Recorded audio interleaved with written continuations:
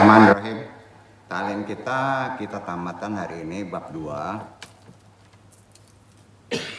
Ilhamu ruhani wa ilhamu syaitoni. Ilham ya, bisikan was-was pada manusia itu ada dua, ada bisikan malaikat, ada bisikan syaitan. Ya. Jadi sebetulnya sehari itu ada 2.700 macam bisikan tanpa kita sadari, baik yang baik maupun yang buruk. Itu hadis. Ya. Kita kan tidak menyadari kadang-kadang tindakan kita melakukan sesuatu itu karena bisikan tadi pengaruhnya. Itu yang disebut ilham. Ilham itu ada dua, ada ilham rohmani, ada ilham syaitoni. Ya. Jadi ini yang kita bahas, mudah-mudahan bisa kita peka memahaminya. Ya, itu salah satu amalan-amalan yang jarang diaplikasikan oleh umat Islam zaman sekarang karena mengandalkan logika ya.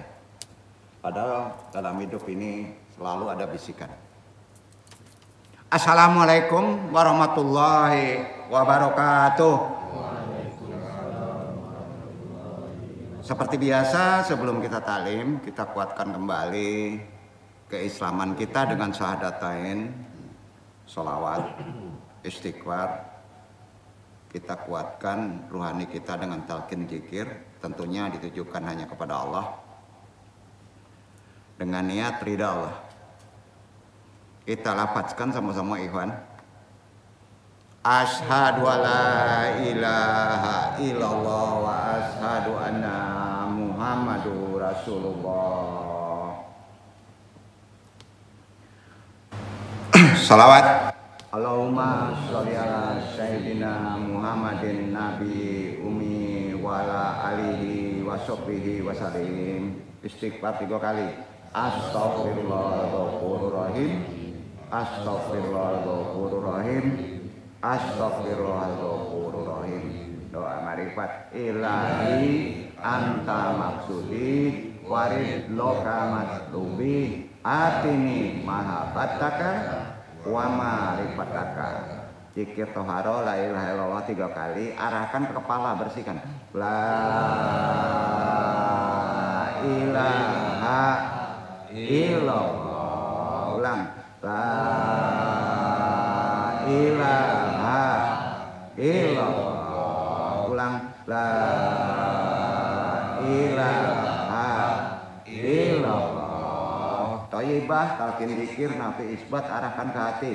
La ilaha illallah. La ilaha illallah. La ilaha illallah. La ilaha illallah.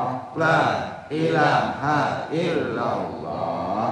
La ilaha illallah. La ilaha illallah. La ilaha illallah Muhammadur Rasulullah. Ila hadiniya sholihi wa ila hadrati Syekh Abdul Qadir Jalani bi syafaat Nabi Muhammad bi idznillah waridullahi. Ya Allah, ya Allah, ya Allah. Innaka ala kulli syai'in qadir. Takdi hajatina, pasang niat ridha Allah.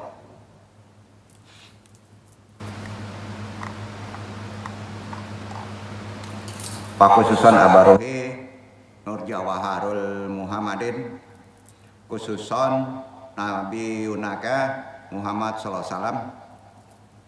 Wabil khusus hadiri al-mahdi khalifatul radin. Wabil khusus arwahi juriyatihi. Wabil khusus arwahi muslimin mu'minin wa muslimin. Al-Fatihah. A'udzu billahi minasyaitonir rajim. Bismillahirrahmanirrahim. Alhamdulillahirabbil alamin. Ar-Rahmanir Rahim. Maliki yaumiddin. Iyyaka na'budu wa iyyaka nasta'in. Ihdinas siratal mustaqim. Siratal ladzina an'amta 'alaihim ghairil maghdubi 'alaihim waladdallin. Allahumma ahyina 'alal Islam wa amitna 'alas sunnah. Allahumma anta rabbi la ilaha illa anta khalaqtani wa ana abduka wa ala ahdika wa wadika mastata'tu a'udzubika min syarri ma sana'tu abu laka bi ni'matika alayya wa dzanbi faghfirli fa innahu la yaghfiru dzunuba illa anta.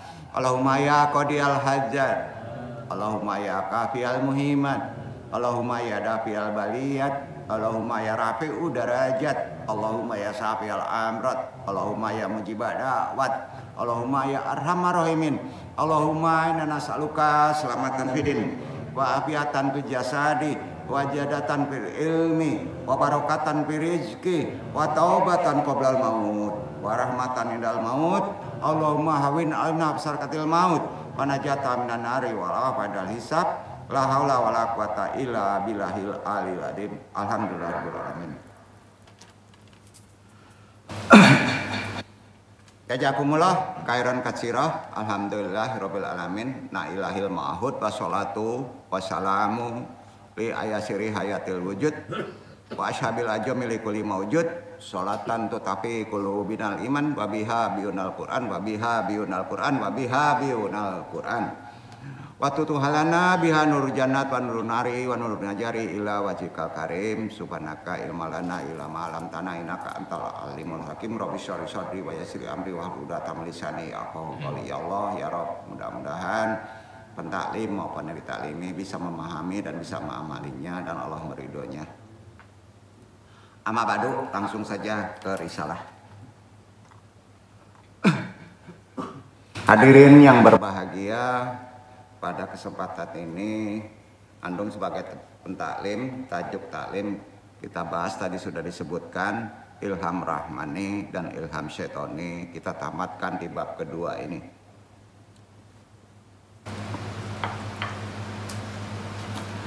Langsung ke hadis. Rasulullah Shallallahu Alaihi Wasallam bersabda, mengingatkan di bab sebelumnya. Bismillahirrahmanirrahim. Innallahu tajawazi an umati amma wasiti bihi suduraha malam ta'lam ta'mal au taqalam. Artinya sesungguhnya Allah Azza wa Jalla memberikan maaf bagi umatku atas bisikan yang terbetik dalam hati kita semuanya. Allah memaafkan selama belum dilakukan atau belum diamalkan dan belum terucapkan kalau bisikan itu jelek. Hadis riwayat Bukhari Muslim. Berarti hadis ini sahih kan? Hidup kita itu selalu ada bisikan. Ya. Dalam riwayat juga diceritakan, hadis riwayat Muslim juga nih.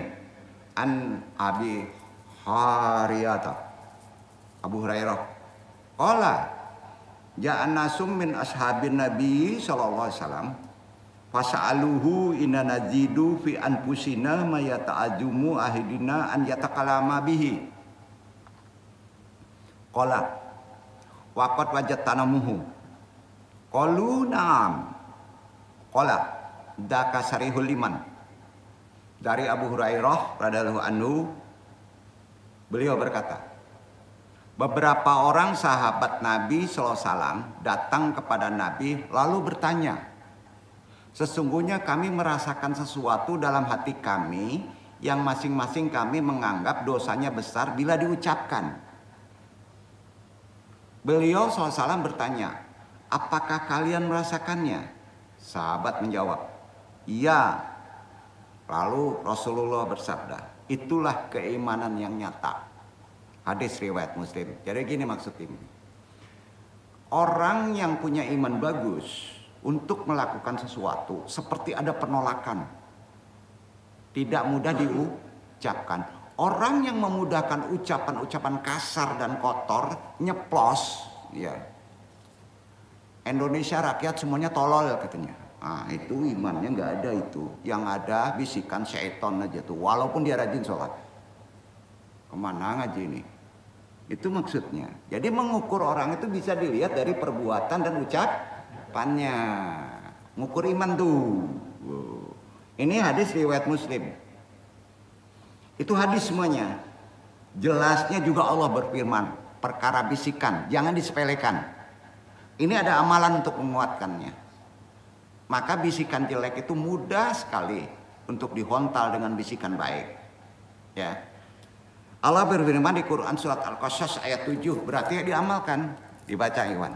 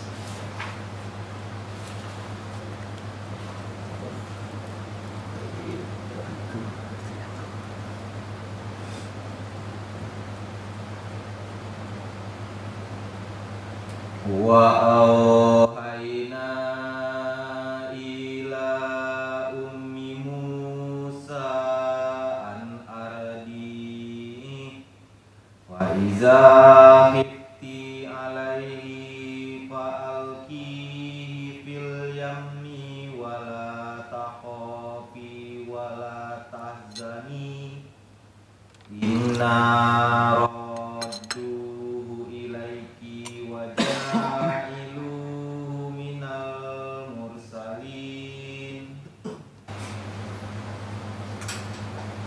dan kami ilhamkan kepada ibu Musa, susuilah dia, dan apabila kamu khawatir terhadapnya, maka adukkanlah dia ke sungainya, dan janganlah kamu khawatir dan janganlah pula bersedih hati, karena sesungguhnya kami akan memberikannya kepadamu dan menjadikannya salah seorang dari para rasul.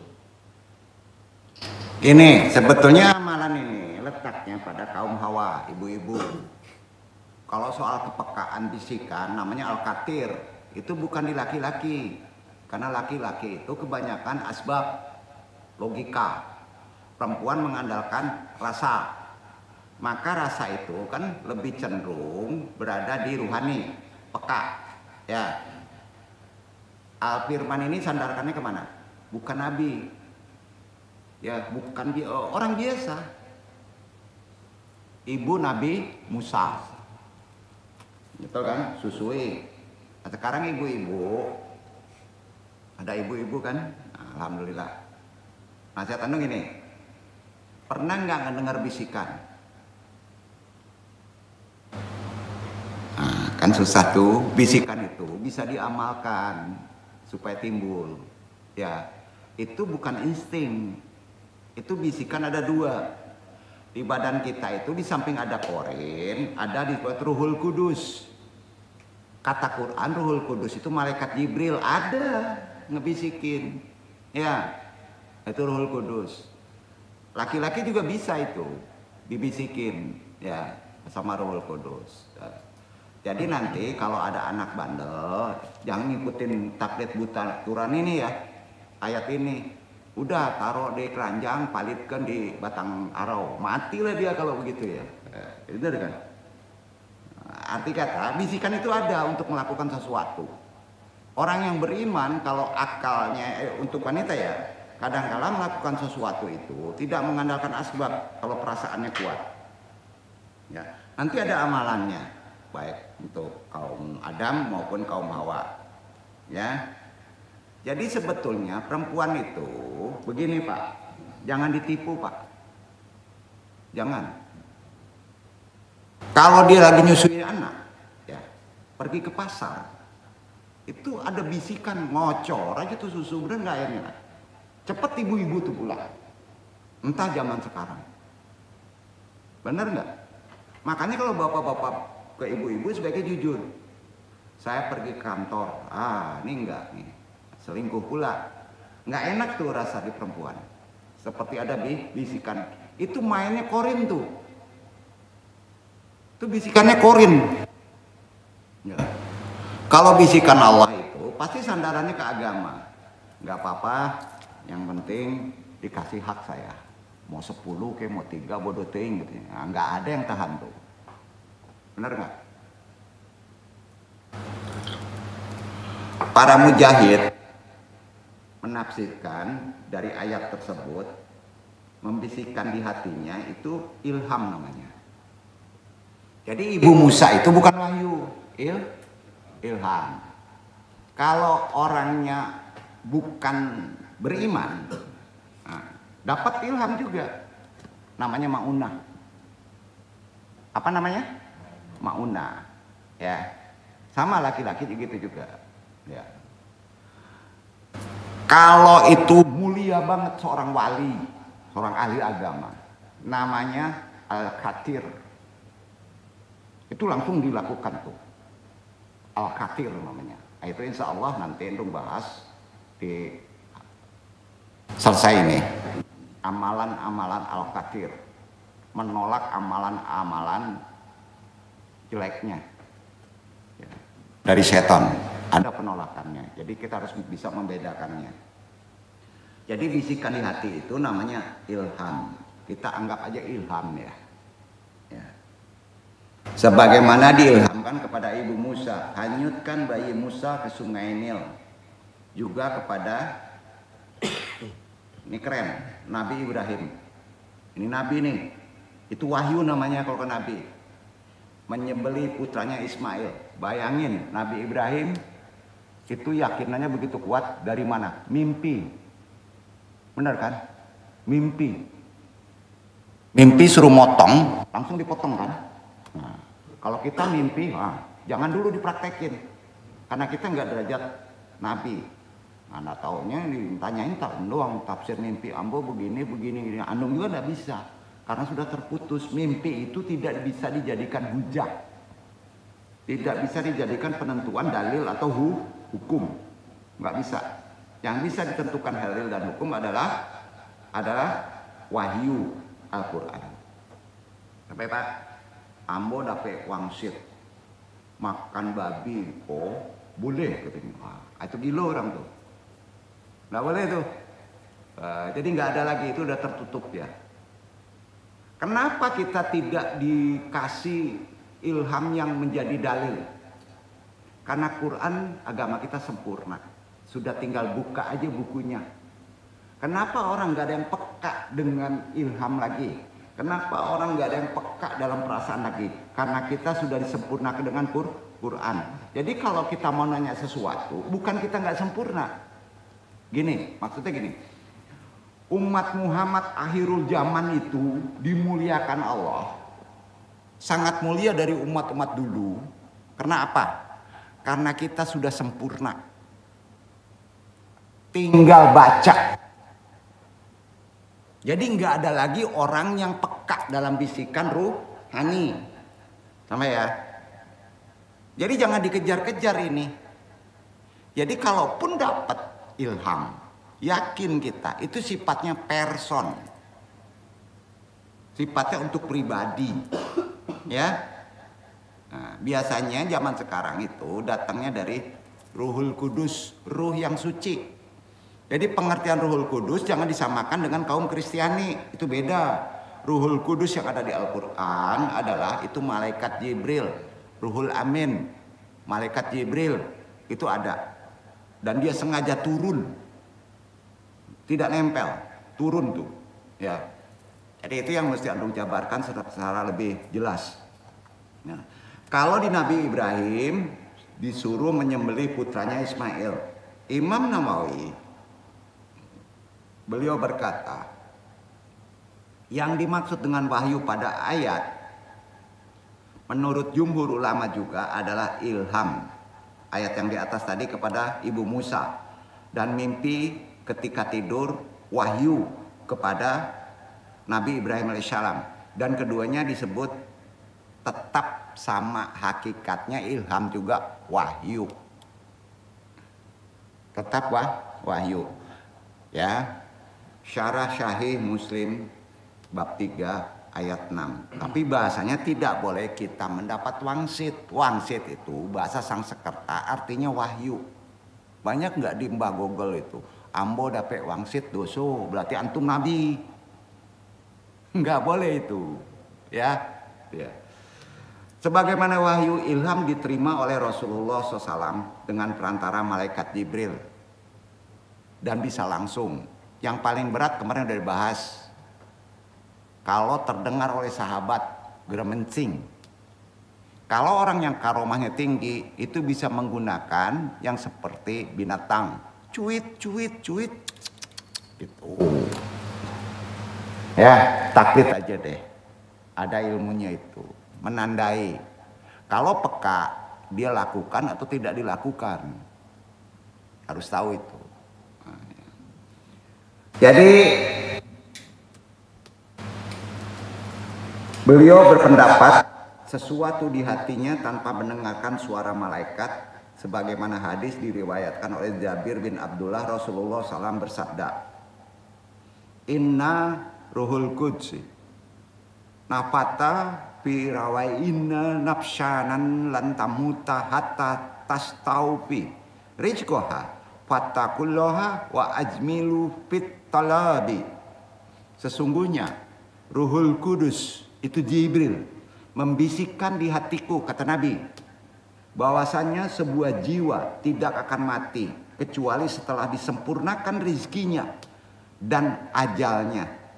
Bertakwalah kepada Allah, baiklah dalam berdoa. Jadi hadis ini sahih, riwayat ya Ibnu Hibban, Hakim nomor 91 dan nomor 92. Jadi itu hadis. Begini, ada orang ulama sering menyebut, antum ndak akan mati do kalau rezekinya masih alun selesai. Ukuran mati itu Pak. Kalau rezeki kita sudah habis baru mati. Kalau orang masih misalnya masih ngasih rezeki, ya jarang mati Pak. Jarang mati gitu. Rezeki itu nggak materi aja ya. Ya. Nggak materi aja. Ini terkait penjelasan dari yang sebelumnya ya.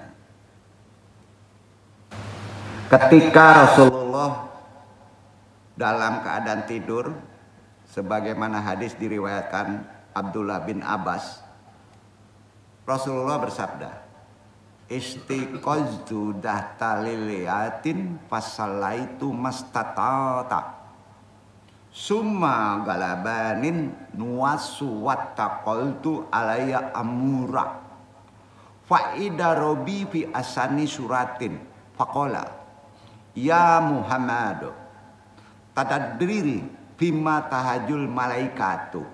Saya bangun pada suatu malam dan sholat semampu saya. Kemudian saya mengantuk dan merasa berat. Tiba-tiba Robku dalam bentuk sebaik-baiknya berfirman, wahai Muhammad, tahukah kamu tentang apa para malaikat itu yang diperdebatkan?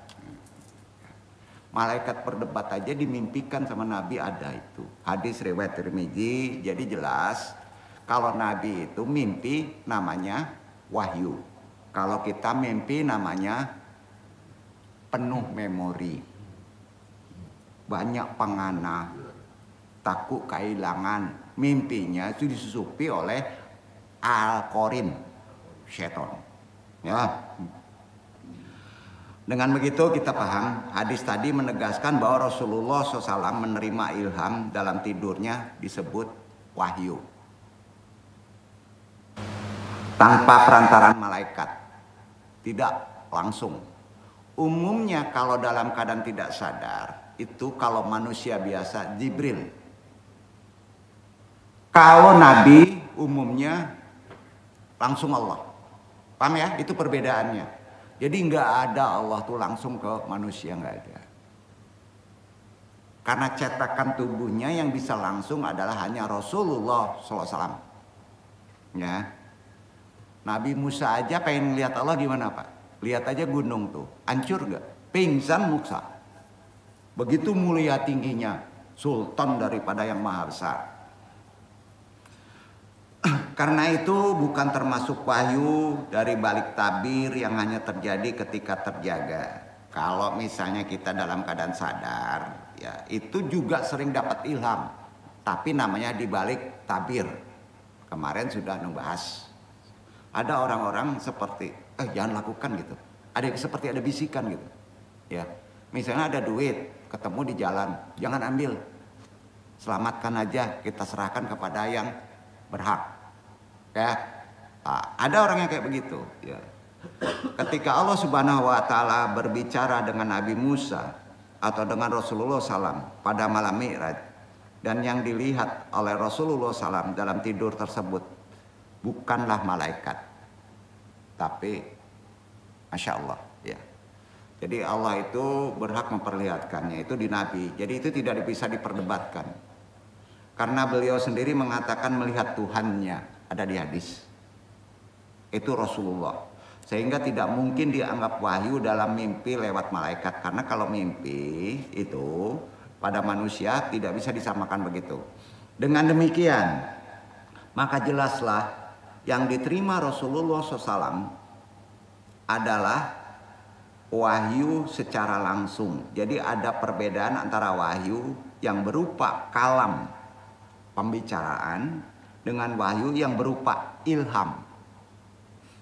Yang berupa ilham tidak ada kalam. Jadi antum kalau ingin mendapat ilham nggak didengerin, nggak ada dibisikan, tapi tahu-tahu harus melakukan itu. Itu ilham. Ya, itu ilham. Nah, jadi kalau aneh menunggu wisik gitu, dengar bisikan itu nggak akan terjadi itu.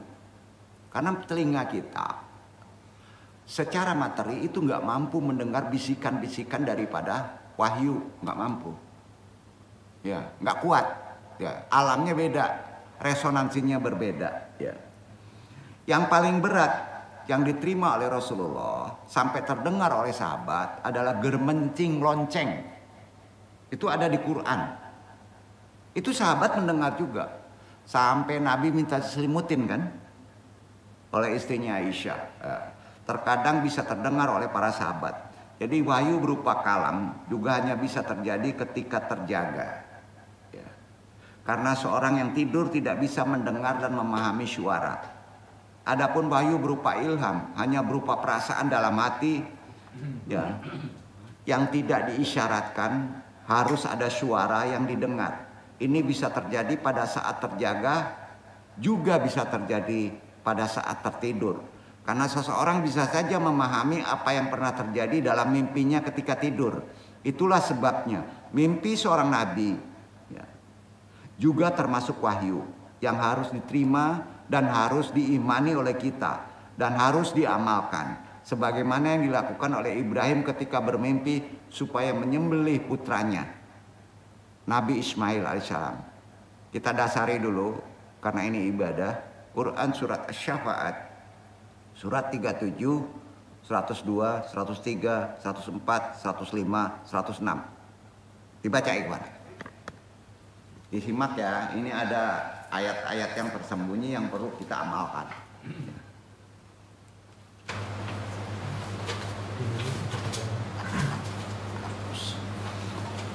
Falamma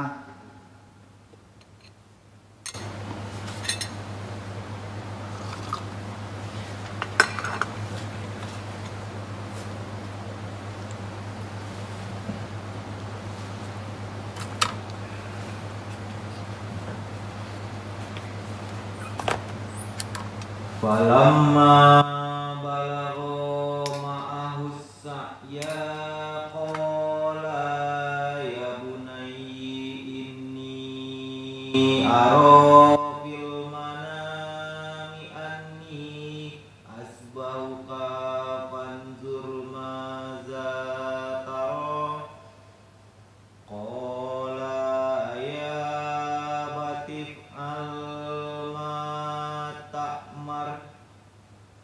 satajiduni insyaallahu minas sabirin.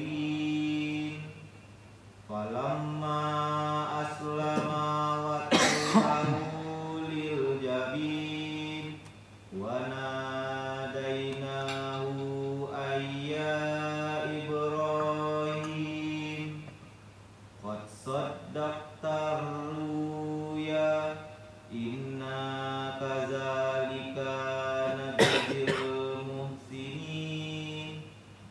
inna hadza lahuwal bala'ul mubin.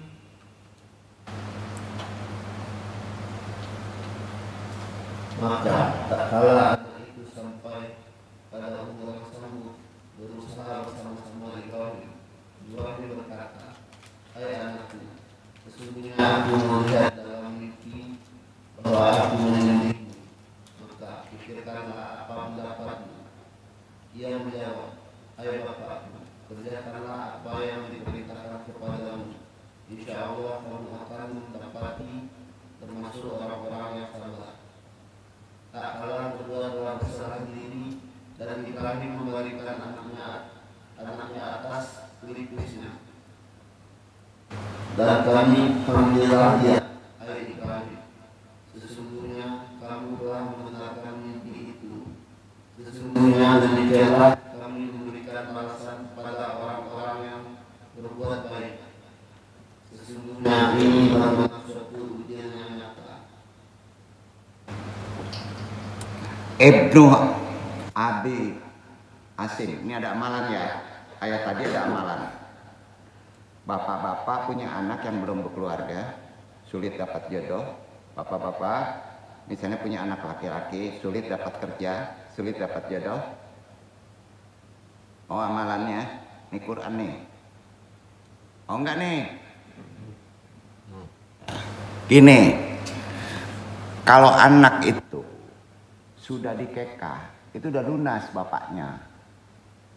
Karena gini, pas sudah cukup umur dapat berusaha Nabi Ismail, itu suruh dipotong kan. Setelah dipotong, diganti sama kibas, kambing. Ya, betul? Nah, aplikasinya untuk umat sekarang berarti kambing. Bukan anak yang dipotong kalau nggak dapat jodoh. Paham? Jadi kalau anak belum berjodoh, tanya apakah dulu sudah dikekah belum? Kalau sulit kerja, apakah dulu sudah dikekah? Sudah dong, sempurnakan lagi. Paham nggak? Insya Allah Pak. Dapat fikih kan? Dapat amalan kan? Itu Quran kan? Hadisnya banyak orang kekah nggak sempurna. Jangan-jangan kambingnya uangnya nggak bener. Duduk Pak. Ini bener ini. Ini kan sehari-hari kita. Nah kalau orang tuanya nggak mampu, ada transaksi. Pak Ambo Lakarajo, Pak Ambo Sulik Babini, kok ada rezeki Pak Ambo serahkan ya Pak. Nih an apa kok membalian tuh anaknya mangke kakan ulang Pak. Bukan gak ada alasan gak bisa. Ya. Amalin itu. Kasihanan dong. Jadi nggak ada alasan karena PHK, karena politik, nggak. Amalin aja Quran, semua ada solusi. Betul kan? Kalau sudah cukup umur belum dikekah, aduh cepet deh kekah. Ya, kan nggak berat Pak. Kalaupun nggak susah, minta ke anak tuh, ya boleh menyempurnakan kekah lagi. Sering disepelekan perkara ini, ya. Maaf, masalah kadang-kala studi juga sering terbentur masalah ini kok Pak. Kalau sudah cukup dewasa, kekah belum ada, jangan disepelekan Pak. Ya. Firman Allah kan secara eksplisit menyebutkan ini. Ya bunaya ini ra'aitu fil manami ani adbahuka. Hai anakku, sesungguhnya aku melihat dalam mimpi bahwa aku menyembelihmu. Kan diganti sama kibas. Berarti ada hak orang tuanya untuk mengkekahkan dengan satu kambing. Kalau perempuan udah tahu aturannya, nggak perlu bahas ini ya. Nah itu dia. Jadi ini penting Andung sampaikan, karena banyak sekali hal ini itu hanya mengandalkan fikih secara mazhab. Sering ada perdebatan Padahal secara eksplisit sudah jelas di Quran ini. Ya. Benar kan? Di syafaat tuh. Ya bukan dipotong anaknya, nggak laku-laku yang perempuan potong aja lah, katanya nggak bisa. Ya. Nah. Ini wahyu. Sudah sempurna kita, nggak tunggu ilham. Kenapa nggak dapat anak? Bapaknya nunggu ilham dulu katanya. Oh, nggak begitu. Ya. Ibnu Hajar berkata begini. Murtakijul adilatil mustamadati min hadihil ayati huwa an ru'yal anbiya'i wahyu. Li annahu law lam takun wahyan lakana minal muharrami wal mustahil alal nabi Ibrahim an yadbahabtahu. Fokus pengambilan dalil dari ayat tadi bahwa mimpi para nabi termasuk harus kita amalkan karena itu dari Allah yang disebut wahyu. Amalkan. Bukan suruh potong anak. Paham? Amalan itu. Karena kalau itu bukan wahyu, maka tidak boleh dan tidak mungkin Nabi Ibrahim menyembelih putranya. Betul? Ini ada di kitab Fathul Bari bab 1 halaman 239. Kalau ingin jelas perkara kenapa kesulitan berada ini, ternyata kaitannya kepada kekah kepada satu kambing. Duduk? Paham ya? Nah. Abdullah bin Mas'ud menambahkan pula bahwa yang pertama diterima Rasulullah SAW sebelum wahyu adalah mimpi ketika tertidur, sebagai persiapan bagi hatinya untuk menerima wahyu yang akan diturunkan kepadanya ketika terjaga, sebagaimana yang diriwayatkan oleh Aisyah.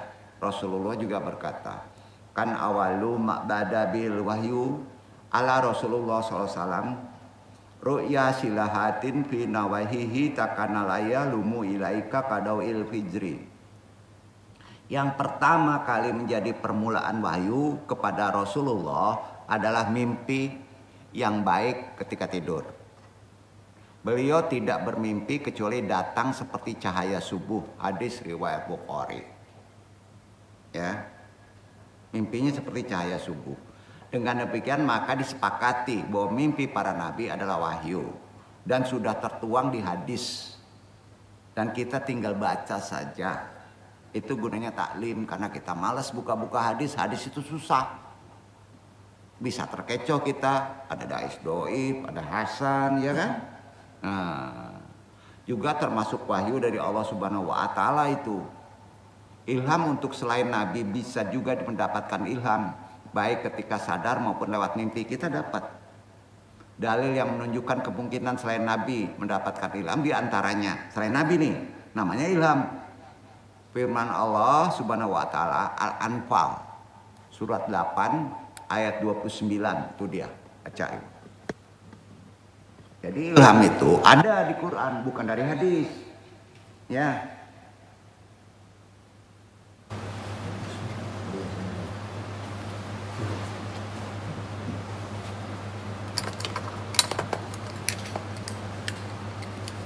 Ya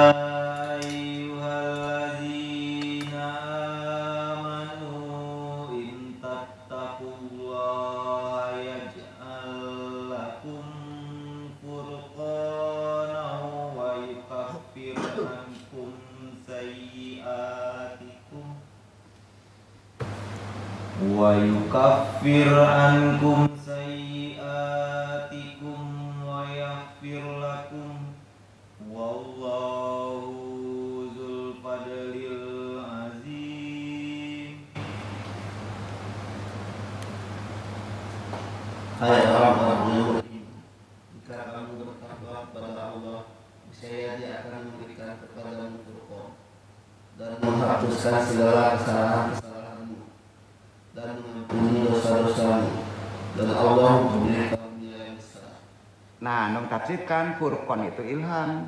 Arti Furqan itu kita bisa membedakan ini baik, ini salah, ini benar, ini tidak benar. Itu Furqan namanya, itu ilham. Jadi kita tidak dikasih tahu langsung dari ilham, tapi kita mengetahui.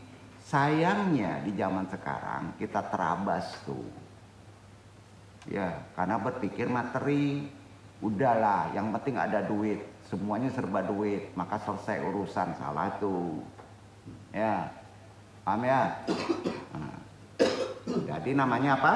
Furqan. Untuk manusia itu furqan. Kalau nabi jadi hujah karena pasti. Kalau manusia itu furqan itu kita harus kuat. Betul kan? Nah, seperti Syahroni kan dapatnya furqan. Tapi kalah dengan partainya kan? Gitu. Ya. Nah, kalau kalah dengan partainya gimana, Pak? Nah, kira-kira gitu ya. Sebut aja Syahroni itu iktibar, Pak. Bahasa Arab itu. Ada yang tahu Syahroni? Bimbang. Kaku banget sih. Ya, bimbang tau nggak? Furqan dapatnya. Furqan bimbang ya.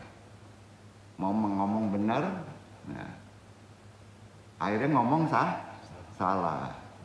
Ya. Allah Subhanahu wa Ta'ala juga berfirman di Al-Hadid surat 57, buka tuh halaman 28. Perkara ilham anu nggak mau dibahas secara logika ya, nggak mau pula melalui hadis, karena ilham itu sering melenceng orang, jadi harus melalui Quran supaya yakin kita. Ya. Al-Hadid 57 ayat 8. Iqra Iwan.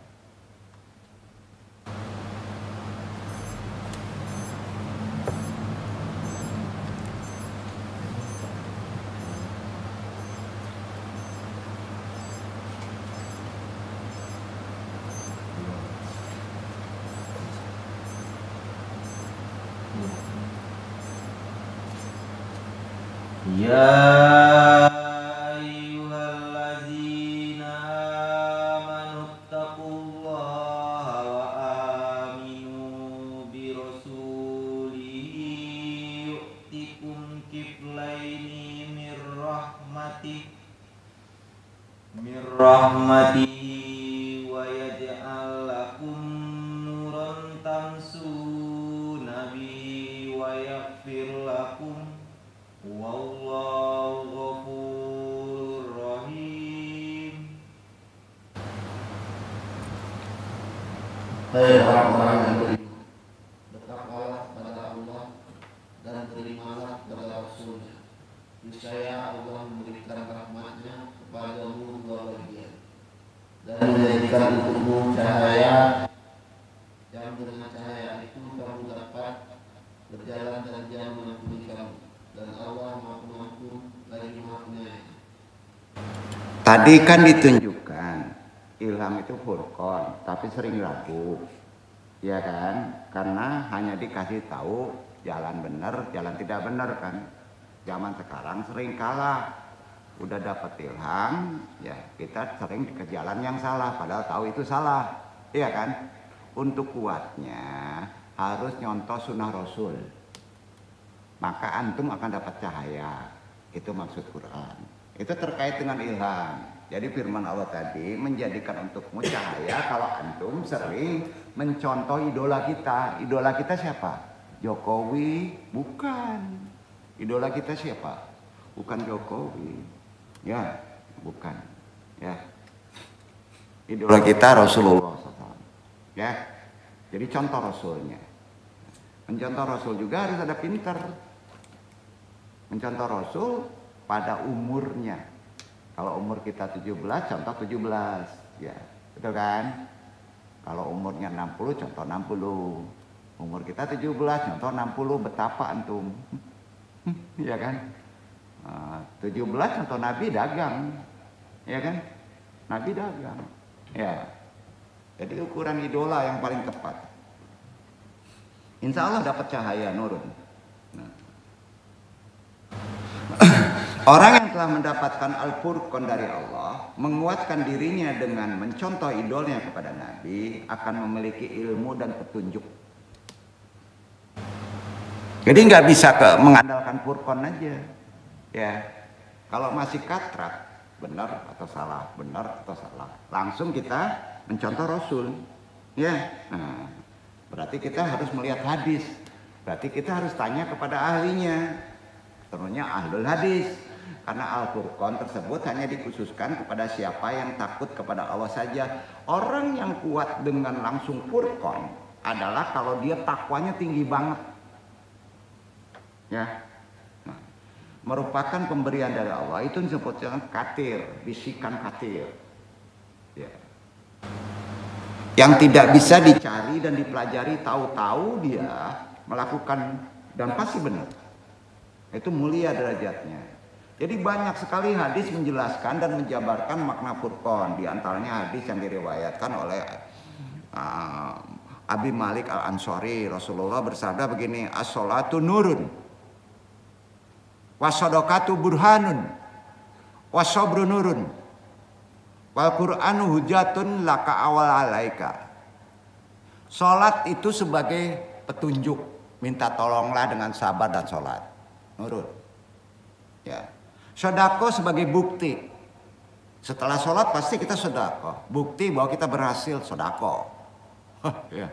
Makanya kalau kita udah sholat untuk mendapatkan sesuatu, pasti akan mendapatkan sedekah. Sedekah aja dapat nggak dapat nanti nyusul tuh. Paham nggak? Jangan nunggu dulu transaksi. Allah tidak bisa ditransaksikan. Paham nggak? Ya. Ah, ini enggak nih. Nanti kalau saya dapat jodoh baru sedekah. Masa Allah transaksi? Enggak, ya. Karena hadis ini sahih, riwayat Muslim, wasodaqatu burhanun. Duluin. Wasobru nurun, dengan sabar. Wal Qur'anu hujatun. Quran itu akan menjadi hujah bagi kita. Ya, pasti benar. Jadi barang siapa yang diberi Allah Subhanahu wa taala berupa cahaya, nurun, burhan, nur, maka ia telah menerima Al-Furqan. Tahu ini jelek, ini benar. Yakin kita harus kepada yang benar. Yang dengannya ia bisa membedakan antara yang hak dan yang batil. Kemampuan seperti ini termasuk ilham dari Allah Subhanahu wa taala. Juga hadis tentang waliullah yang diriwayatkan oleh Abu Hurairah. Kalau udah tinggi derajat kita waliullah lah ya. Kita ini khalifah kan. Ya. Ini panjang. Innallaha qala man adali waliyan faqad danahi bil harbi wa mata qarraba ilayya abdi bisyai'in ahaba ilayya min mafaradat alaiha wa ma yajalu abdi yataqarrabu ilayya bin nawafil harta ubaihu fa ida habatuhu kuntu samaula lidiyasma'u bihi wa basyarahu alladhi yasbiru bihi wa yadahu allati yabtisu biha wa rijlahu allati yamsi wa in sala'ani la utainan nahyu wa la ina isadani la udaninin nahu. Sahihul Bukhari di Kitabul Ruqaqu babut tawadi uraqimil hadithi Sitat al-lawami asyaba wa talatin 6137 al-juz'u kamsa 5 as-safhatu alfan wa tarabina wa taramanun 2384. Artinya gini, Allah Subhanahu wa taala berfirman, barang siapa yang memusuhi waliku, nggak mau mendengar ucapan ulama, jumhur ulama, itu musuh, maka aku izinkan ia diperangi. Oh. Ya. Tidaklah hambaku mendekati diri kepadaku dengan suatu amal lebih aku sukai daripada jika ia mengerjakan amal yang aku wajibkan. Hambaku selalu mendekatkan diri kepadaku dengan amalan-amalan sunnah, mengikuti contoh Nabi, sehingga aku mencintainya, kata Allah. Apabila aku telah mencintainya, kata Allah, aku menjadi pendengaran. Pasti nggak salah tuh. Itu ilham yang bagus. Yang mendengar dengannya, menjadi penglihatan yang ia melihat dengannya, menjadi tangan yang memegang dengannya, sebagai kaki yang ia berjalan dengannya. Jika ia meminta kepadaku, pasti aku beri. Dan jika ia meminta perlindungan kepadaku, pasti aku lindungi. Orang yang sampai titik ini namanya al-mukarram. Orang yang dikasih hidayah karomah. Oh, ya. Karena itu Ibnu Hajar Al-Asqalani menjelaskan bahwa yang dimaksud dengan Allah Subhanahu wa taala sebagai telinga, mata, kaki pada hadis tadi itu ada potensi bukan pada nabi dan wali, manusia umum juga bisa. Ya. Pertama, aku Allah yang menjadikan pendengaran dan pandangannya menjadi penyitai ketaatanku dan lebih mendahulukan beribadah kepadaku. Petanggung nih masih kerja, Allah udah manggil, padahal Allah manggilnya hayyalas shalah, hayyalal falah, sini kamu selesaikan urusanmu katanya. Urusan dari sejadah harus sudah ada di sajadah. Itu yang disebut awal waktu, pernah kaji. Maka akan selesai semuanya, akan ditunjuki ilhamnya makin peka. Yang kedua, semua anggotanya akan sibuk denganku, tangannya sibuk karena urusan Allah. Dia tidak mendengarkan sesuatu kecuali apa yang aku ridhoi.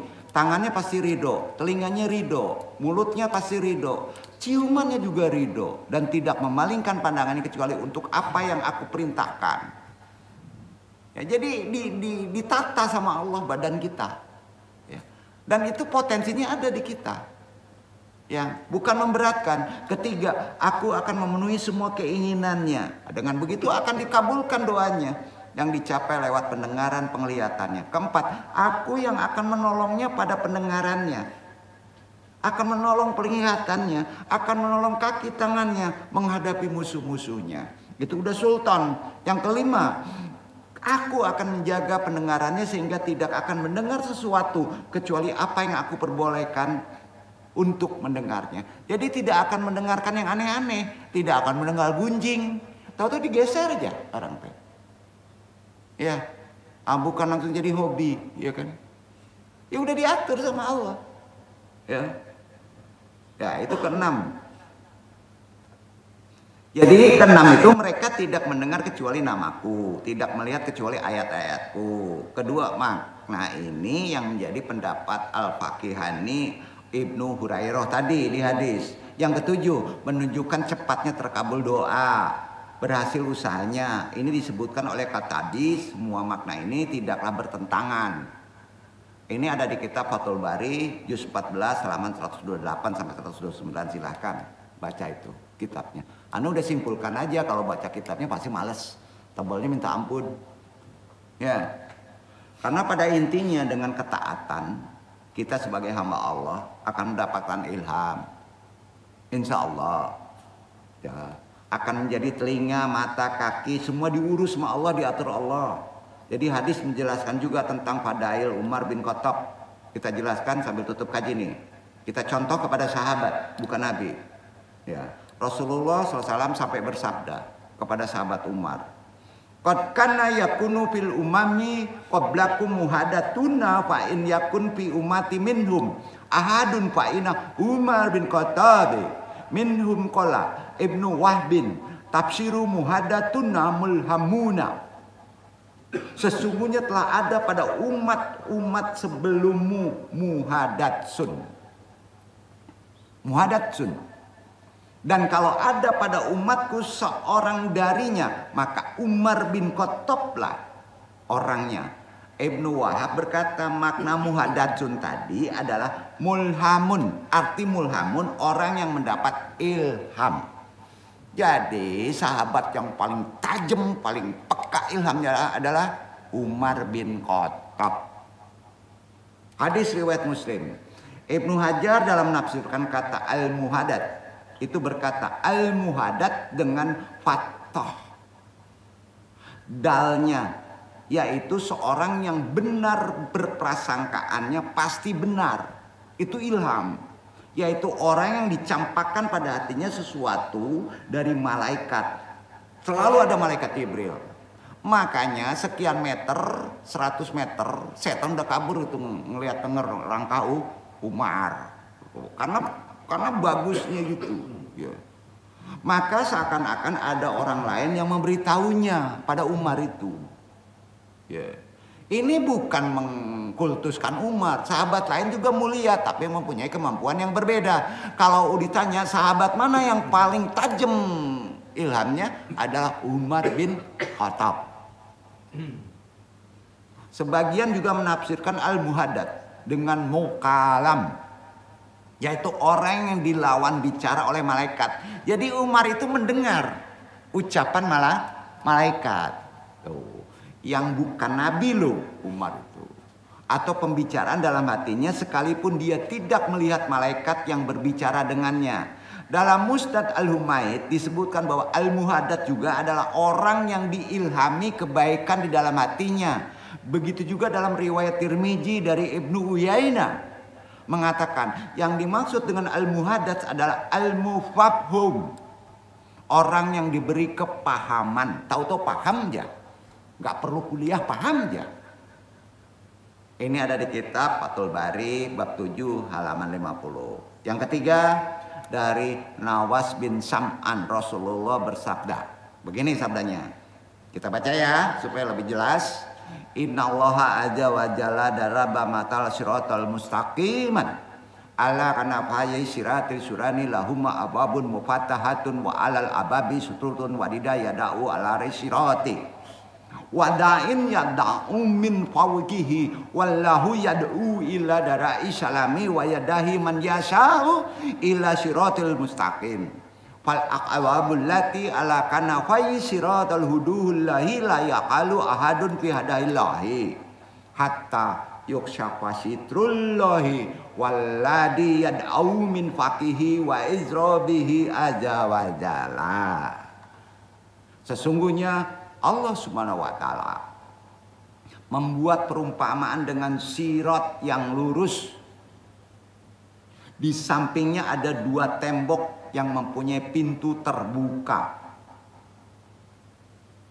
Dan di setiap pintu ada tirai dan penyeru yang mengajak kepada ujung sirat dan penyeru di atasnya. Dan Allah Subhanahu wa taala mengajak ke Darul Salam dan memberi petunjuk kepada siapa yang Allah kehendaki. Pintu-pintu yang ada di samping sirat adalah hududullah, larangan-larangan Allah Subhanahu wa taala, dan tidak ada seorang pun yang jatuh kepada larangan Allah Subhanahu wa taala sehingga membuka tirai kasyaf. Dan penyeru ada di atasnya, peringatan Rob Azza wa Jalla. Hadis riwayat Ahmad, Tirmizi, Hakim. Berkata Syahih ala Syirat Muslim, Imam Albani dalam kitab Asy-Sunnah, Ibnu Abi Hasyim halaman 14 dan 15. Itu referensinya. Lengkap ya? Oh, Masya Allah. Thalibul ilmi Pak. Zaman udah gila Pak. Nah, jadi Ibnu Qayyim juga pernah ngomong, Lailatul Qadar ketika tidur pada malam 27 itu dari ilham Pak untuk orang-orang. Dan beda waktunya. Itu ilham. Arawiyakum Qata wa ta'at fi syabi'il akhwari pamankan mutahari hal pakaitawan rahid fi syabi'il akhwari. Saya melihat seperti mimpimu telah ada pada 7 terakhir. Barang siapa yang ingin mencarinya maka hendaklah dicari pada malam ke-7 terakhir. Itu berlaku pribadi. Jadi kalau dapat 27 ya berlakunya ke pribadi 27. Jangan semuanya ikut 27. Karena wakat itu berbeda. Wakat Allah dengan wakat kita tidak bisa disamakan. Hadis riwayat Bukhari ini. Begitu juga Rasulullah bersabda, ya, sesungguhnya itu benar-benar mimpi yang baik kepada umat. Insya Allah kalau orang dipekakan ilhamnya, pergilah kepada Bilal dan ajarkanlah apa yang Anda lihat dan ajanlah dengannya, karena dia lebih keras suaranya darimu. Umar mendengar yang demikian itu di rumahnya. Kemudian keluar dengan mengelur selendangnya dan berkata, demi yang mengutusmu dengan kebenaran wahai Rasulullah, saya pernah bermimpi seperti mimpinya. Rasulullah bersabda, segala puji bagi Allah. Hadis riwayat Abu Daud, Ibnu Khuzaimah. Nah, jelas ini sahih. Rasulullah SAW membenarkan mimpi para sahabat tersebut sehingga ia bisa dijadikan hujah. Seandainya Nabi SAW tidak membenarkan, maka mimpi selain Nabi tidak bisa dijadikan dalil. Hadis yang diriwayatkan oleh Abu Hurairah SAW, Rasulullah juga bersabda, ru'yal mu'mini juz'un min satatin war arba'ina juz'an minan nubuwati. Mimpi seorang mukmin adalah 46 bagian dari kenabian. Hadis riwayat Bukhari. Kita tamatkan, mudah-mudahan ini bermanfaat. Besok kita bahas apa yang disebut amalan ilham. Insya Allah ilham itu bisa diamalkan dan bisa ditarbiyahkan dan bisa diikhtiarkan. Duduk ya. Bisa diikhtiarkan. Di bukunya nggak ada. Insya Allah nanti Anda tunjukin doanya, amalannya gimana. Walaupun secara nggak langsung, yang kemarin Anda berikan, amalan ilham itu masih sifatnya mujmal, awam, menyeluruh, belum khusus. Pak Iluan dong. Wassalamualaikum warahmatullahi wabarakatuh.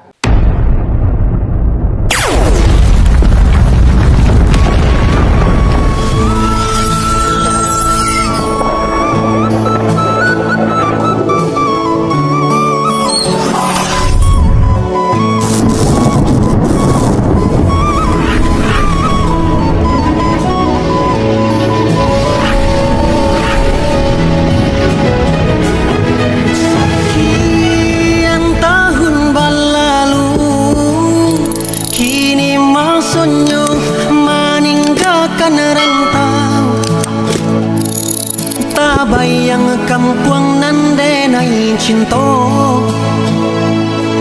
bakumpua kawan sana sudaro iyo